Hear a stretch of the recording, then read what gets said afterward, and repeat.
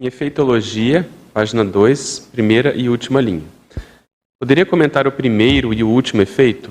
Os efeitos paracognitivos do raciocínio vexológico e o efeito halo das autorreflexões evolutivas. Esse primeiro, a gente acabou já comentando aqui nessas reflexões iniciais, né? Que é justamente a ideia de exercitar esse raciocínio invexológico. Então, o que vem a ser esse raciocínio invexológico e como que a gente pode fixar isso no nosso paradigma, autoparadigma, para que isso gere um fruto evolutivo nas próximas vidas, para independente da situação que a gente esteja, né? Então, a ideia não é que a gente fique tendo uma sucessão de vidas conscienciológicas, né? E sim que a gente se capacite para fazer o que seja necessário aí do ponto de vista evolutivo, do ponto de vista recomposições grupocármicas, do ponto de vista demandas da ECPEX, né? Então, esses efeitos paracognitivos do raciocínio vexológico vêm nessa linha de como que a gente consegue fixar melhor essa prática do paradigma consciencial no nosso modo de ser. E aí não seja mais um paradigma no sentido corpo teórico de ideia, e sim seja aquilo que a gente é, fazer parte das nossas reações naturais, né? Acho que é isso o desafio aí, sim, evolutivo. Tem uma coisa interessante que a gente pode hipotetizar, que o jovem ele está construindo, né, as sinapses ainda, né? Tem aquela fase da poda sináptica, aquela condição toda. Então, se ele já começa a pensenizar direito, né, no raciocínio vexológico, como você comentou antes, quer dizer, a matriz pensênica nesse novo corpo, ela vai ficando mais, vamos dizer assim, homeostática. E aí isso facilita acesso ao paracérebro, facilita os amparadores, né, a interagirem mais com a consciência.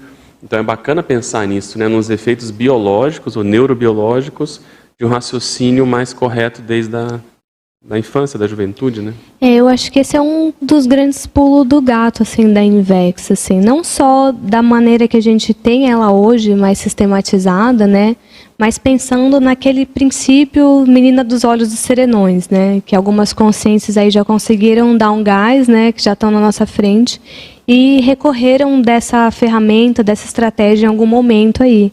E talvez essa seja justamente a inversão da inversão existencial, porque geralmente esse tipo de raciocínio, esse tipo de reflexão, se a gente vê pelo fluxo da vida humana, vem mais com a maturidade, que a pessoa já teve uma série de vivências, começa a olhar para o passado, e aí começa a vir aquela popular sabedoria, né, sobre a vida, que está muito associado aos gerontes, né?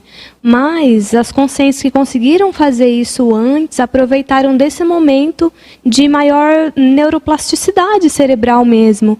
Porque, por mais que essas caídas de fichas com a experiência elas têm um valor gigantesco do ponto de vista evolutivo, algumas coisas já cristalizaram, alguns valores vai ser mais difícil, não é impossível, mas é mais difícil.